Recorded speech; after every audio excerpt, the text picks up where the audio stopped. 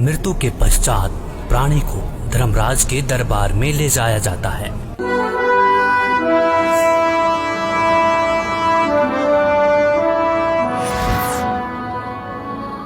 पृथ्वीलोक पर प्राणी जैसा भी कर्म करता है उसका विवरण हर रोज धर्मराज के बही में ऑटोमेटिकली फैक्स हो जाता है।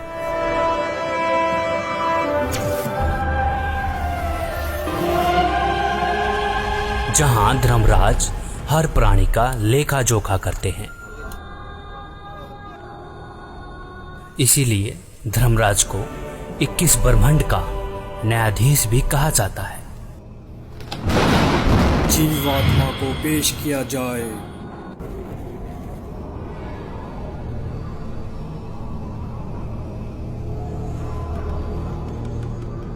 इसने प्राय स्त्री के साथ दुष्कर्म और हत्या का पाप किया है, इसे नरक में डाला जाए।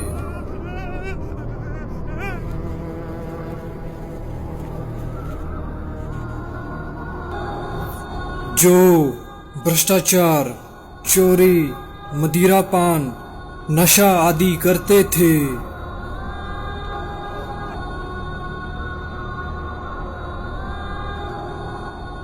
पर स्त्री के साथ दुष्कर्म,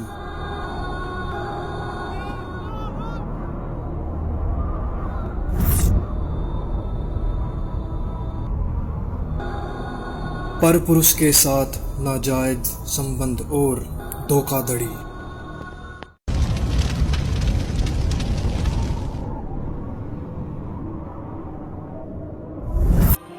दो नंबर का काम करके कमजोर और असहाय लोगों का शोषण करना और मनुष्य के जीवन के साथ खिलवाड़ करना।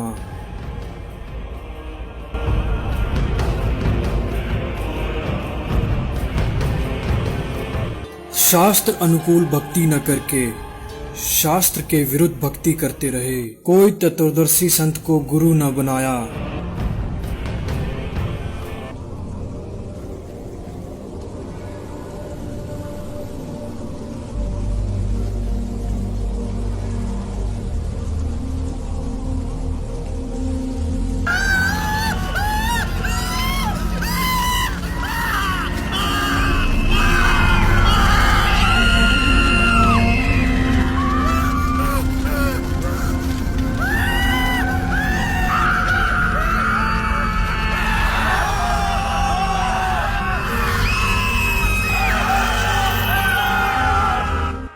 पूर्ण परमात्मा ने कष्ट देखा और उसको आना पड़ेगा, शास्त्रों को खोलना पड़ेगा और इतिहास को फिर दोहराना पड़ेगा जो 600 साल पहले।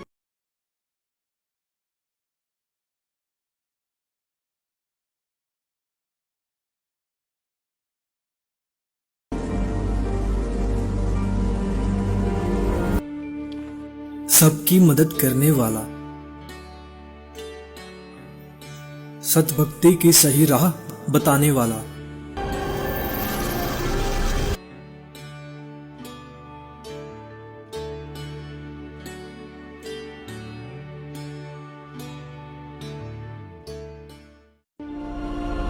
बहुत सारी आत्माएं तत्व ज्ञान को जानकर सतलोक चली जाएंगी।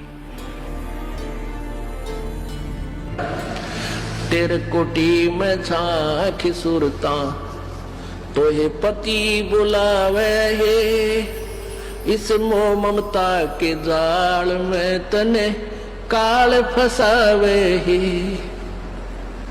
अपने पति को भूल बावली बैठी आराम संगर के, काम क्रोध मोह लोभ मस्करे रिये जारा के।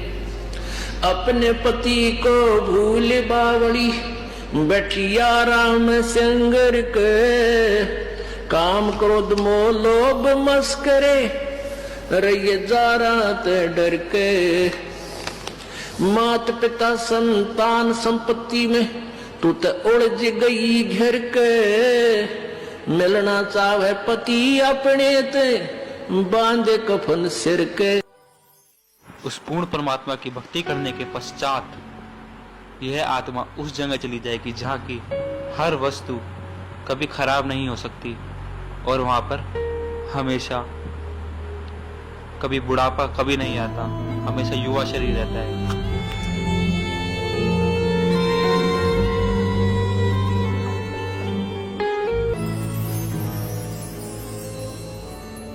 सतलोक में चल मेरी सुरता,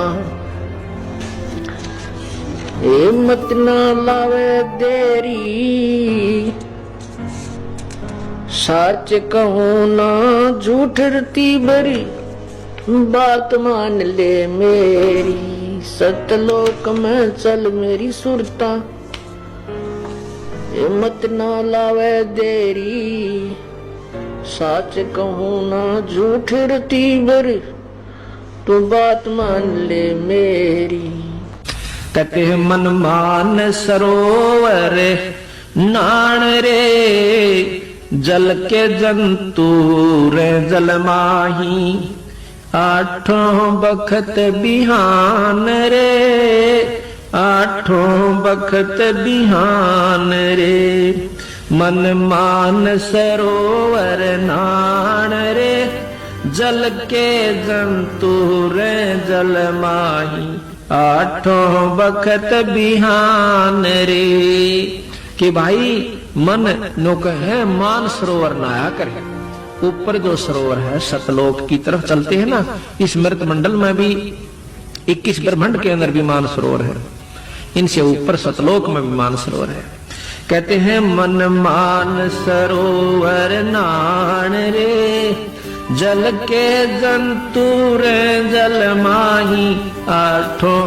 सतलोक जहाँ पे सतपुरुष साकार रूप में है, जो कि इस समय संत रामपाल जी महाराज के रूप में धरती पर अवतार लेके आ चुके हैं, जो कि हमें शास्त्रों के अनुसार भक्ति खोल के बता रहे हैं, शास्त्रों में उंगली रख के बता। ये शरीर छोड़कर जाता है तो परमात्मा के दरबार में जब इससे अकाउंट लिया जाता है तो ये क्या कहता है, भगवान मेरे को पता नहीं लगा,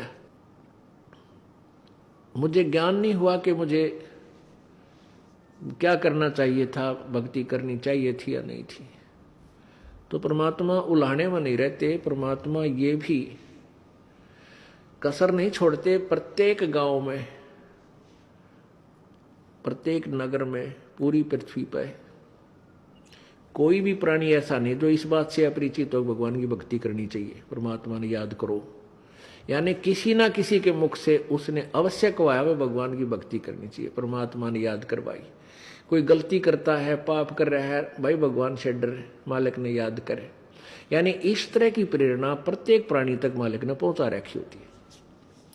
फिर दूसरा ये होता है, जैसे आप जी गए हुए हो, आप प्रत्येक भाई को, बहन को, मित्र को, सहेली को, कोई रिलेटिव है, संबंधी, उनसे अवश्य ये चर्चा करते हो कि भगवान की भक्ति करो और भक्ति का मार्ग ये है, वो भक्ति का साधना ठीक नहीं है।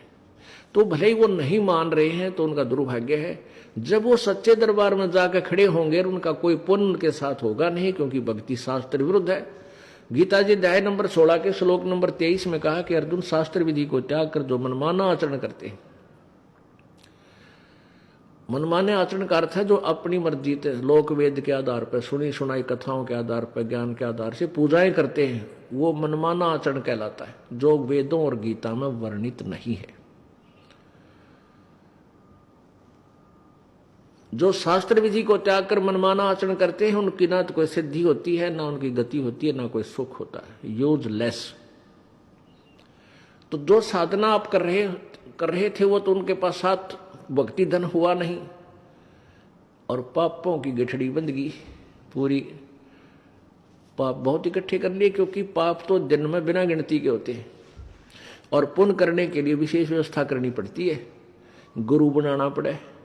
फिर जैसे गुरु जी बताओ वैसे साधना, पूर्ण गुरु, नकली गुरुओं से पूजा नहीं, ना उनकी कोई द्वारा बताएगी साधना से लाभ होने वाला। तो ऐसे पूरा गुरु मिले, फिर आप सच्ची लगन से, सच्चे तरीके से लगे, तब पुण्य बने। तो पुण्य तक कोई उनका बना नहीं, पाप की गठड़ी बंद गई। फिर वहां जा खड़ा हुआ धर्मराज के दरबार में। अब वहां ये एक बहाना बनाता है कि भगवान मुझे किसी ने बताया कोई नहीं, भक्ति कर ले। तब इसका फिल्म चलाता है परमात्मा, ये सब आप जो भी बातें जिसके साथ कर रहे हो, वैसे कोई गुप्त गलती कर रहा है तो वो भी फिल्म बनकर भगवान के दरबार में पहुंच जाती है और एक आपके अंतःकरण में, आपके कंप्यूटर में ऑटोमेटिकली फीड हो जाती है।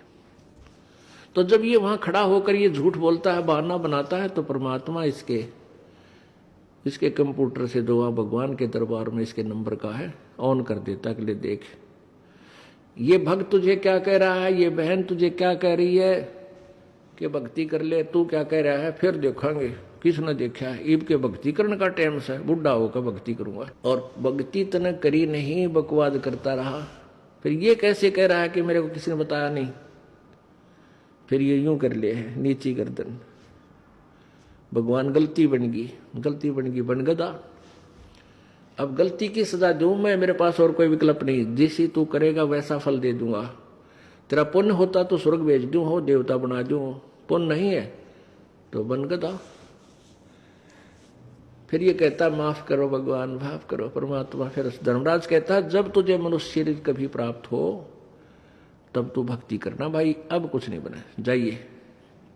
तो जब ये माँ के गर्भ में वहां से जब ये मानव शरीर प्राप्त करके चलता है, वहां के जो देव पुरुष हैं वो भी कहते हैं इस आत्मा को कि भाई तेरा दाव लग गया, और ये मनुष्य शरीर बार बार नहीं मिलता, पूरे संत की तलाश करिए। देवता भी पछता रहे हैं कि हमने तो गलती कर दी, हमें भी संत पूरा नहीं मिला, हमारी भी जन्म मृत्यु होगी, और कभी मनुष्य शरीर मिलेगा तो पूरे संत ने ढूंढांगे भाई। इन अधूरे संतों के आधार पर हमने भक्ति कर ली, हम पार नहीं हो पाए, हम फिर जन्म मृत्यु में। तो आने वाले मानव शरीर प्राप्त करने वाले को प्रत्येक ने एक सलाह देते हैं कि तेरा दाव लग गया भाई, भक्ति करिए, बकवाद मत करना। तो वहां तो ये बिल्कुल पक्का होका हुआ है, माँ के गर्भ तक इसको याद रहता है। बाहर आते ही फिर ये 3 गुणों के प्रभाव से ये फूल जाता है।